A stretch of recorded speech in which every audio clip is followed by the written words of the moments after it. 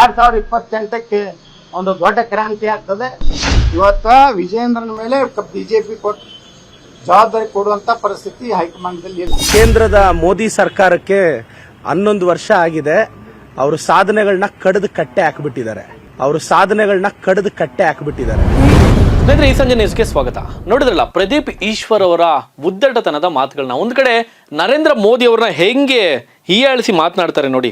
11 ವರ್ಷ ಏನ್ ಕಡಿದು ಕಟ್ಟೆ ಹಾಕಿದ್ರು ಅಂತ ಒಂದ್ ಕಡೆ ಮಾತನಾಡಿದ್ರೆ, ಮೊಗದೊಂದು ಕಡೆ ಇದೇ ಏನು ಯತ್ನಾಳ್ ಅವರನ್ನ ಕೋತಿ ಗೀತಿ ಅಂತ ಎಲ್ಲ ಹೇಳಿ ಮಾತನಾಡುವಂಥ ಮಾತು ನಿಜಕ್ಕೂ ಇದೊಂದು ರೀತಿ ದುರಹಂಕಾರದ ಪರಮಾವಧಿ ಅಂತ ಹೇಳ್ಬೋದು. ಯಾಕಂದರೆ ಇನ್ನು ಎಳಸು ಪ್ರದೀಪ್ ಈಶ್ವರ್ ರಾಜಕೀಯದಲ್ಲಿ ಎಳಸು ಬೈ ಚಾನ್ಸ್ ಅಲ್ಲಿ ಡಾಕ್ಟರ್ ಸುಧಾಕರ್ ಮಾಡಿದಂಥ ಒಂದು ಎಡವಟ್ಟಿನಿಂದಾಗಿ ಪ್ರದೀಪ್ ಈಶ್ವರ್ ಒಬ್ಬ ಪ್ರತಿಭಾವಂತ, ಎಲ್ಲವನ್ನೂ ಒಪ್ಕೊಳ್ಳೋಣ, ಒಬ್ಬ ಸಭ್ಯ, ಒಬ್ಬ ಪ್ರತಿಭಾವಂತ, ಜೊತೆಯಲ್ಲಿ ಭಟ್ರು ಶಿಷ್ಯ ಅಂತ ಕೂಡ ಹೇಳ್ಬೋದು.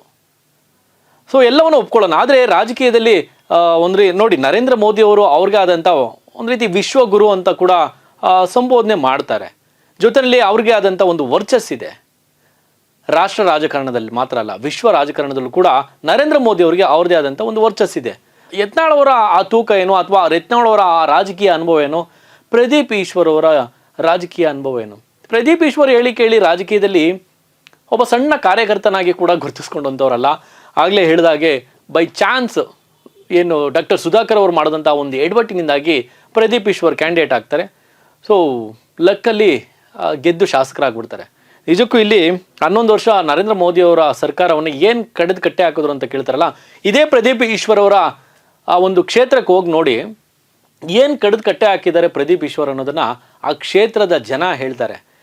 ರಿಸಲ್ಟ್ ಲೇಟ್ ಆಗ್ಬೋದು ಪ್ರದೀಪ್ ಈಶ್ವರ್ ಅವ್ರಿಗೆ. 2028ರವರೆಗೂ ಕೂಡ ಪ್ರದೀಪ್ ಈಶ್ವರು ಇದೇ ರೀತಿ ಹವಾ ಮೇಂಟೈನ್ ಮಾಡಿಕೊಂಡು, ಡೈಲಾಗ್ ಹೊಡ್ಕೊಂಡು, ಸಿನಿಮಾ ಸ್ಟೈಲ್ನಲ್ಲಿ ಡೈಲಾಗ್ಗಳು ಹೊಡ್ಕೊಂಡು ಸೊ ಹೋಗ್ಬೋದು. ಹಿರಿಯ ನಾಯಕರುಗಳನ್ನೆಲ್ಲ ಹೀಯಾಳಿಸ್ಕೊಂಡು ಬಾಯಿಗೆ ಬಂದಂತೆ ಮಾತನಾಡ್ಕೊಂಡು ಹೋಗ್ಬೋದು. ಆದರೆ ಇದರ ಫಲಿತಾಂಶ 2028ರವರೆಗೂ ಕಾಯಲೇಬೇಕು, ಅನಿವಾರ್ಯ. ಅಲ್ಲಿನ ಮತದಾರರು ಪ್ರದೀಪ್ ಈಶ್ವರ್ ಅವರಿಗೆ ಬುದ್ಧಿ ಕಲಿಸ್ತಾರೆ. ಸೊ ನೋಡಿ, ಪ್ರದೀಪ್ ಈಶ್ವರ್ ಒಬ್ಬ ಪ್ರತಿಭಾವಂತ ಯುವಕ ಅಂತ ಹೇಳ್ಬೋದು. ಸೊ ತಮ್ಮದೇ ಆದಂಥ ಒಂದು ಸಂಸ್ಥೆಯನ್ನು ಕಟ್ತಾರೆ, ಪರಿಶ್ರಮ ಕಟ್ತಾರೆ. ಜೊತೆಯಲ್ಲಿ MLA ಆದ ನಂತರ ದಿಢೀರಂತ ಕಾಲೇಜ್ ಕೂಡ ಕಟ್ತಾರೆ. ಅದೆಲ್ಲವೂ ಕೂಡ ಅವರ ಪರಿಶ್ರಮ. ಅದನ್ನು ಬದಿಗಿಟ್ಟು ನೋಡೋದಾದರೆ ಪ್ರದೀಪ್ ಈಶ್ವರ್ ರಾಜಕೀಯದಲ್ಲಿ ಸಿದ್ದರಾಮಯ್ಯನವ್ರನ್ನ ಹೆಂಗೆ ಸಾಹೇಬ್ರು ಅಂತೇಳಿ ಸಂಬೋಧನೆ ಮಾಡ್ತಾರೆ. ಆದರೆ ಈ ದೇಶದ ಪ್ರಧಾನಮಂತ್ರಿ ಅವ್ರನ್ನ ಏನು ಕಡಿದು ಕಟ್ಟೆ ಹಾಕಿದ್ದಾರೆ ಅಂತೇಳಿ ಹೀಯಾಳಿಸಿ ಮಾತನಾಡ್ತಾರೆ. ಅಷ್ಟೇ ಅಲ್ಲದೆ ಹಿಂದೂ ಹುಲಿ ಅಂತಲೇ, ಹಿಂದೂ ಫೈರ್ ಬ್ರ್ಯಾಂಡ್ ಅಂತೇಳಿ ಹೆಸರು ಮಾಡಿರುವಂಥ ಯತ್ನಾಳ್ ಅವ್ರನ್ನೂ ಕೂಡ ಹೀನಾಮಾನವಾಗಿ ಕೋತಿ ಗೀತಿ ಅಂತೆಲ್ಲ ಮಾತನಾಡುವಂಥ ಸಂಸ್ಕೃತಿ ಇದೆಯಲ್ಲ, ಇದೊಂದು ರೀತಿ ನಿಜಕ್ಕೂ ನಾಚಿಕೆಗೇಡಿನ ಸಂಸ್ಕೃತಿ ಅಂತ ಹೇಳ್ಬೋದು. ಇನ್ನು ಯತ್ನಾಳ್ ಅವರು ಹೊಸ ಹಿಂದೂ ಪಕ್ಷವನ್ನು ಕಟ್ತೇನೆ, ರಾಜ್ಯದಲ್ಲಿ ಸಕ್ಸಸ್ ಆಗ್ತಾರಾ? ಅದು ಹಿಂದೂ ಅಜೆಂಡವನ್ನು ಇಟ್ಕೊಂಡು ರಾಜ್ಯದಲ್ಲಿ ಮತ್ತೆ ನಾನು ಯತ್ನಾಳ್ ಹೇಳಿ ಕೇಳಿ BJPಯಿಂದ ಉಚ್ಚಾಟಿತ ರಾಜಕಾರಣಿ, ಉಚ್ಚಾಟಿತ ಶಾಸಕರು ಅಂತ ಹೇಳ್ಬೋದು. BJPಯಿಂದ ಉಚ್ಚಾಟನೆ ಆದರೂ ಕೂಡ ಯತ್ನಾಳ್ ಅವರ ಹವಾ ಇನ್ನೂ ಕೂಡ ಅದಕ್ಕಿಂತಲೂ ಮೊದಲಿಗಿಂತಲೂ ಒಂದು 10 ಪಟ್ಟು ಜಾಸ್ತಿ ಆಗ್ತಾ ಇದೆ, 100 ಪಟ್ಟು ಜಾಸ್ತಿ ಆಗ್ತಾ ಇದೆ ಅಂತ ಹೇಳಿದ್ರೆ ಬಹುಶಃ ತಪ್ಪಾಗ್ಲಿಕ್ಕಿಲ್ಲ. ಇದೇ ಮದ್ದೂರಿಗೆ ಯತ್ನಾಳ್ ಅವ್ರನ್ನ ಪ್ರತಾಪ್ ಸಿಂಹ ಅವರು ಆಹ್ವಾನ ಮಾಡ್ತಾರೆ. ಏನು ಜನ ಸೇರಿದ್ರು. BS ಯಡಿಯೂರಪ್ಪನವರ ಹಾದಿಯಾಗಿ, ಇದೇ BJPಯ ಅಷ್ಟು ನಾಯಕರುಗಳ ಹಾದಿಯಾಗಿ ಅಲ್ಲಿಗೆ ಆ ಒಂದು ಕ್ಷೇತ್ರಕ್ಕೆ ಬಂದಂಥ ಸಂದರ್ಭದಲ್ಲಿ ಸೇರಿರದಷ್ಟು ಜನ ಯತ್ನಾಳ್ ಬಂದಂಥ ಸಂದರ್ಭದಲ್ಲಿ, ಗಣೇಶ ಉತ್ಸವದ ಸಂಬಂಧಪಟ್ಟಾಗೆ ಏನು ಇಶ್ಯೂ ಆಯ್ತಲ್ಲ, ಸೊ ಆ ಸಂದರ್ಭದಲ್ಲಿ ಬಂದಂಥ ಯತ್ನಾಳ್ ಅವರು ಬಂದಂಥ ಸಂದರ್ಭದಲ್ಲಿ ಜನ ಈ ಒಂದು ಜನಸಂಖ್ಯೆ, ಈ ಒಂದು ಹವಾ, ಯತ್ನಾಳ್ ಅವರ ಈ ಒಂದು ಜನಪ್ರಿಯತೆಯನ್ನು ಕಂಡು ಸ್ವತಃ ಹೈಕಮಾಂಡೇ ಇದೀಗ ರಿಪೋರ್ಟ್ ಕೇಳಿದೆ ಎನ್ನುವಂಥ ಮಾಹಿತಿ ಇದೆ. ಬಟ್ ಇಲ್ಲಿ ರಾಜ್ಯ ನಾಯಕರುಗಳು ಕೂಡ ಒಂದು ರೀತಿ, BJPಯ ರಾಜ್ಯ ನಾಯಕರುಗಳು ಕೂಡ ಒಂದು ರೀತಿ ಆಶ್ಚರ್ಯಪಟ್ಟಿದ್ದಾರೆ ಯತ್ನಾಳ್ ಅವರ ಆ ಒಂದು ಹವಾ ನೋಡಿ. ಇನ್ನೊಂದು ಕಡೆ ಯತ್ನಾಳ್ ಅವರು ನಾನು ಹೊಸ ಪಕ್ಷ ಕಟ್ಬಿಡ್ತೀನಿ. ಸೊ ಇದು ಸಾಧ್ಯನಾ? ಇತಿಹಾಸದ ಪುಟಗಳನ್ನು ಒಮ್ಮೆ ತಿರುವಾಕಿ ನೋಡಿದಂಥ ಸಂದರ್ಭದಲ್ಲಿ ದೇವೇಗೌಡರು JDS ಪಕ್ಷವನ್ನು ಕಟ್ಟಿ, ಇವತ್ತು ಕರ್ನಾಟಕದಲ್ಲಿ ಯಾವುದಾದ್ರೂ ಪ್ರಾದೇಶಿಕ ಪಕ್ಷ ಉಳಿದಿದೆ ಅಂದರೆ ಅದು ಏಕೈಕ ಪಕ್ಷ, ಅದು ದೇವೇಗೌಡರ ಪರಿಶ್ರಮದಿಂದ ಕಟ್ಟಿ ಬೆಳೆಸಿದಂಥ ಏಕೈಕ ಪಕ್ಷ, ಅದು JDS ಪಕ್ಷ. ರಾಜ್ಯದಲ್ಲಿ ನೋಡಿ, ಸುಮಾರು 40 ಸೀಟಕ್ಕೂ ಅಧಿಕ ಸೀಟ್ಗಳನ್ನ ಒಂದು ಕಡೆ ಗೆಲ್ತಾರೆ. ಇವತ್ತಿನ ಏನು ಬದಲಾದ ರಾಜ್ಯ ರಾಜಕಾರಣದಲ್ಲಿ ಈ ನ್ಯಾಷನಲ್ ಪಾರ್ಟಿ ಇದೆಯಲ್ಲ, BJP ಮತ್ತು ಕಾಂಗ್ರೆಸ್, ಇವುಗಳ ಪೈಪೋಟಿ ನಡುವೆ 19 ಸೀಟು JDS ಪಡೆದುಕೊಳ್ಳೋದು ಅಷ್ಟು ಸುಲಭವಾದ ಮಾತಲ್ಲ.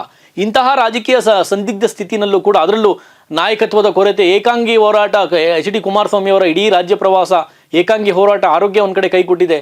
ಇಂತಹ ಸಂದರ್ಭದಲ್ಲೂ ಕೂಡ ಎದೆಗುಂದದೆ JDS 19 ಸೀಟು ಗಳಿಸೋದು ಅಷ್ಟು ಸುಲಭವಲ್ಲ. ಯಾಕೆ ಈ ಮಾತನ್ನ ಹೇಳ್ತಾ ಇದೀವಿ ಅಂದ್ರೆ, ಇದೇ ಏನು ಮುಖ್ಯಮಂತ್ರಿ ಆಗಿದ್ದಂಥ ಬಂಗಾರಪ್ಪನವರು ಪಕ್ಷ ಕಟ್ಟಿದ್ದಾರೆ. ಏನಾದರೂ ಇಡೀ ರಾಜ್ಯದ ಜನತೆಗೆ ಗೊತ್ತಿದೆ ಫೇಲ್ಯೂರ್ ಆಗ್ತಾರೆ. ಅಷ್ಟೇ ಯಾಕೆ KJP ಪಕ್ಷವನ್ನ ಕಟ್ಟಿ ಬೆಳೆಸ್ತಾರೆ BS ಯಡಿಯೂರಪ್ಪನವರು. ಅವರು ಕೂಡ ಏನಾಗ್ತಾರೆ, ಸಕ್ಸಸ್ ಆಗ್ತಾರಾ? ಇಲ್ಲ, ಆಗಲಿಲ್ಲ. ಅಲ್ಲದೆ ಶ್ರೀರಾಮುಲು ಅವರು ಕೂಡ ತಮ್ಮದೇ ಆದಂಥ ಒಂದು ಪಕ್ಷವನ್ನು ಕಟ್ಕೊಳ್ತಾರೆ. ಸೊ ಆಗೋದಿಲ್ಲ.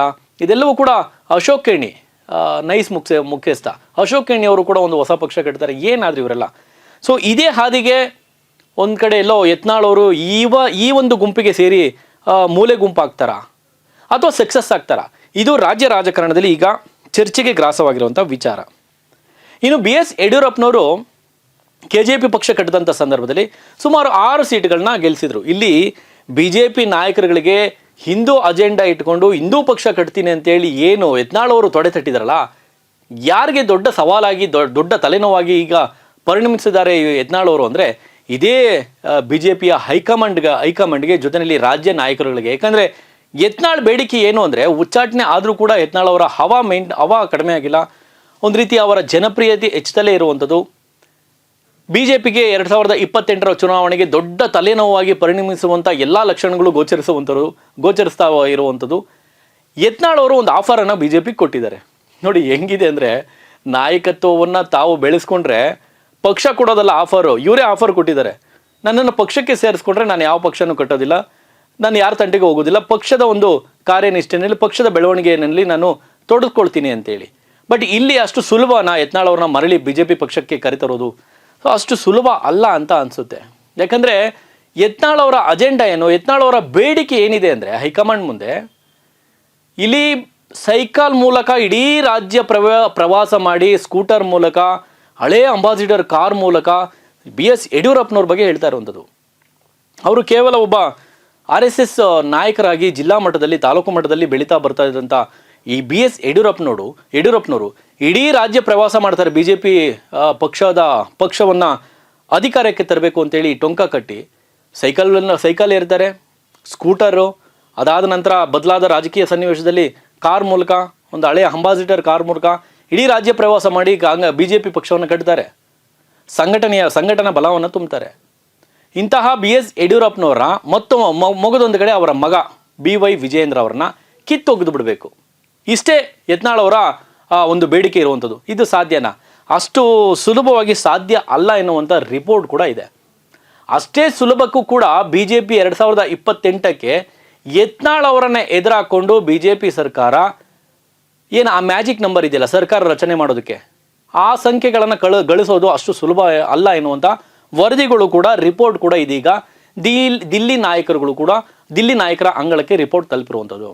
ಹಾಗಾದ್ರೆ ಹೆಂಗೆ ಇದನ್ನೆಲ್ಲ ಮ್ಯಾನೇಜ್ ಮಾಡ್ತಾರೆ? ನಿಜಕ್ಕೂ ಒಂದು ರೀತಿ ಸವಾಲಿನ ವಿಷಯ ಅಂತ ಹೇಳ್ಬೋದು. ಹೆಂಗೆ ಸವಾಲಾಗುತ್ತೆ ಅನ್ನೋದನ್ನ ತಿಳಿಸ್ತಾ ಹೋಗ್ತೀವಿ. ನೋಡಿ, BS ಯಡಿಯೂರಪ್ಪನವರು KJP ಕಟ್ಟಿದ್ರು, ಅವ್ರು ಗಳಿಸ್ಕೊಂಡಂಥ ಸೀಟು ಕೇವಲ 6 ಸೀಟು ಅಂತ ಇಟ್ಕೊಳ್ಳಿ. ಬಟ್ ಅಲ್ಲಿ ಸೋಲಿಸಿದಂಥ ಆ MLA ಸೀಟ್ಗಳಿದೆಯಲ್ಲ BJPಯ, ಇಲ್ಲಿ ಇದಕ್ಕೆ BJPಗೆ ದೊಡ್ಡ ಸವಾಲಾಗಿ ಪರಿಣಮಿಸಿರುವಂಥದ್ದು. ಸುಮಾರು 35ರಿಂದ 40 ಸೀಟುಗಳ ಸೋಲಿಗೆ ಇದೇ KJPಯ BS ಯಡಿಯೂರಪ್ಪನವರು ಕಾರಣ ಆಗ್ತಾರೆ. ಇದೇ ದೊಡ್ಡ ತಲೆನೋವಾಗಿರೋದು.